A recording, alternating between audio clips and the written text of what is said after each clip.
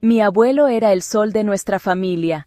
Recuerdo las comidas de los domingos, la mesa larguísima, y él en la cabecera. Su risa era un trueno bueno que hacía temblar los vasos.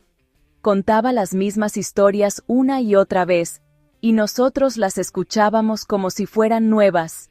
En su voz, el pasado se sentía vivo. Era el guardián de nuestros recuerdos, el capitán de nuestro barco familiar. Su palabra era ley, pero una ley llena de amor. Si alguien tenía un problema, corría con el abuelo. Sus manos, grandes y arrugadas, habían construido casi todo en esa casa. Era como un árbol viejo y fuerte en el centro del jardín. Todos buscábamos su sombra. Imposible imaginar un domingo sin su vozarrón y sus chistes malos. Él tomaba las decisiones importantes, pero siempre como un guía sabio.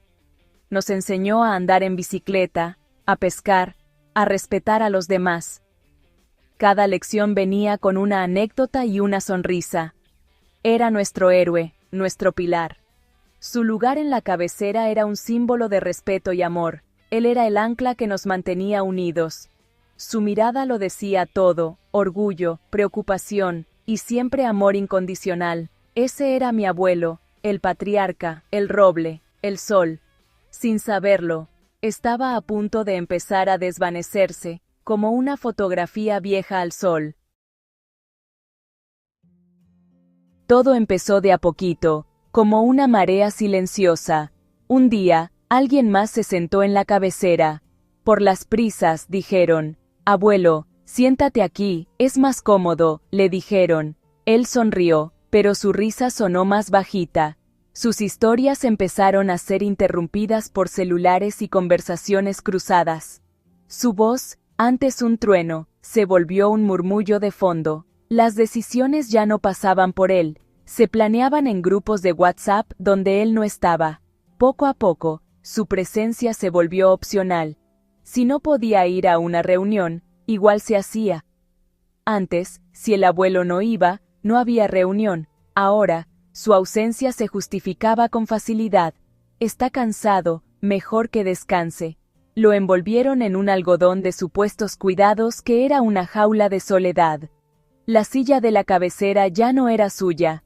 Pronto, cualquier silla empezó a sentirse vacía, incluso cuando él estaba sentado en ella. Lo estaban convirtiendo en espectador de la vida que él mismo había construido. Lo desplazaron de su propio barco, dejándolo a la deriva, y nadie parecía notarlo, salvo yo. Los detalles eran como pequeñas espinas en el alma.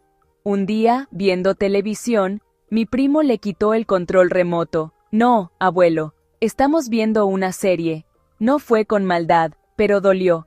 Mi abuelo no protestó, solo se quedó mirando la pantalla, ausente. Otro día mi tía le negó probar la salsa que él mismo le enseñó a cocinar. Se fue a sentar en silencio, mirando por la ventana. Esos pequeños rechazos eran martillazos a su autoestima. Le decían: «Ya no sirves, ya no sabes». En las conversaciones, sus opiniones eran ignoradas o tomadas a broma. Si acertaba, nadie lo reconocía. Empezaron a hablar de él como si no estuviera presente. Su presencia se volvía invisible. En Navidad, le quitaron su ritual de poner la estrella en el árbol. «Ya estás muy grande para subirte», le dijeron. Le robaron un pedazo más de su identidad. Esos detalles cotidianos construyeron el muro de silencio a su alrededor. Cada gesto, cada corrección, era una herida. Poco a poco, lo fueron apartando de lo que le daba sentido. Y él, cada vez más callado, se fue apagando. Nadie parecía darse cuenta del daño. La inseguridad se apoderó de él. El hombre erguido ahora andaba encorvado, como pidiendo perdón por existir. Antes de hablar, dudaba, buscando aprobación. «¿Les molesta si les cuento algo?», preguntaba. Su voz se volvió un susurro tembloroso. La tristeza se instaló en sus ojos, profundos y oscuros. A veces, lo encontraba mirando la pared, perdido en su memoria. Intentaba sonreír, pero su sonrisa ya no llegaba a los ojos. Dejó de intentar participar, de contar historias. En las comidas, se sentaba en silencio, comía despacio, la cabeza gacha. Aceptó su nuevo rol. Un mueble querido, pero mueble al fin. Su espíritu de lucha se apagó. Se aisló en su cuarto, buscando refugio. La tristeza y la soledad se convirtieron en su único hogar. El siguiente paso fue tratarlo como a un niño. Le hablaban en diminutivos, como si la vejez le hubiera quitado la dignidad.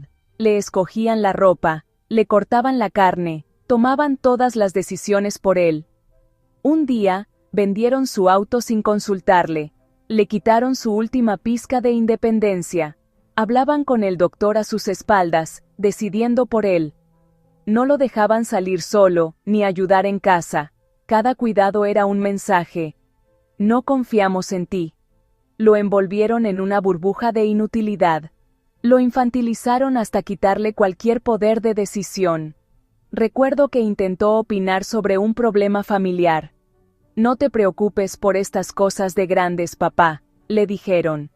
Esa frase fue una bofetada invisible. Lo relegaron a un rincón, donde las opiniones no cuentan. El pilar de la familia, reducido a un niño grande. Mi abuelo se fue una mañana de martes, sin hacer ruido. El médico dijo que fue pacífico, pero su corazón ya se había detenido mucho antes. El funeral fue triste. Todos recordaban lo maravilloso que era. ¿Por qué esperaron a que su silla estuviera vacía para reconocerlo? El silencio que dejó su partida era absoluto, definitivo. La casa se sentía enorme y fría, la mesa de los domingos, insoportablemente larga. Su ausencia era un grito ensordecedor. De repente, todos lo extrañaban. Se dieron cuenta, demasiado tarde, de que el mueble viejo era la viga maestra. El silencio se volvió eterno, y con él, el arrepentimiento. Ya no había forma de pedirle perdón. Ya no había forma de devolverle su lugar en la mesa. El silencio que le dolió en vida, se convirtió en nuestro castigo.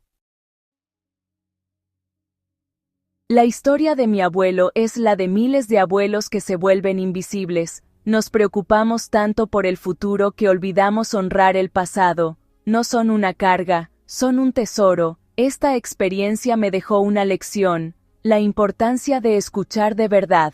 La empatía no es lástima, es validar sus sentimientos, es darles nuestro tiempo y atención completa, hacerles saber que importan, que su voz cuenta. Hay que valorar a nuestros mayores antes de que sea tarde. No basta con cuidarlos físicamente, necesitan sentirse útiles, respetados, amados, necesitan contar sus historias, aunque ya las sepamos. Quitarles eso es quitarles la vida.